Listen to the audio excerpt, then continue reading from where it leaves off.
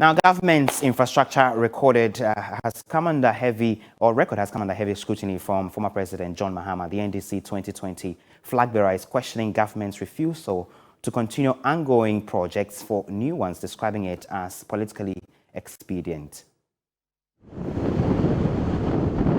The ravaging sea biting everything in its way. Hitherto, people lived here, but not anymore, as the ravaging sea waves have destroyed everything in its path. Houses, local businesses and livelihoods all destroyed in the space of just 2 months. Help has come, but very little from the National Disaster Management Organization. The Member of Parliament, Abla Chifa Gumashi, has been worried. We've had tidal waves taking away the livelihoods of our people, leaving them destitute. In addition to that, the borders have been closed from last year, March. So 1.5 years going, we have not been able to find our livelihoods along the border nor the shores.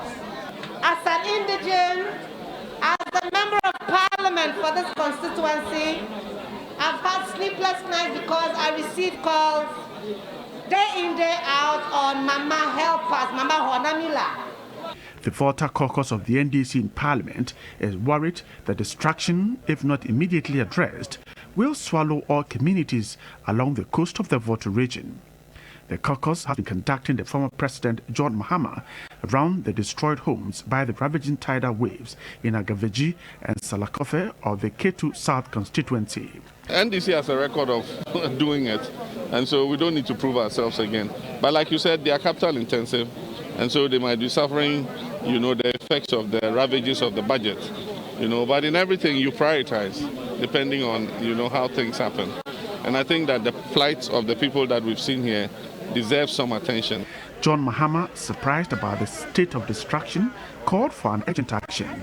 The former president says the NDC, if returned to power, will immediately finish ongoing projects.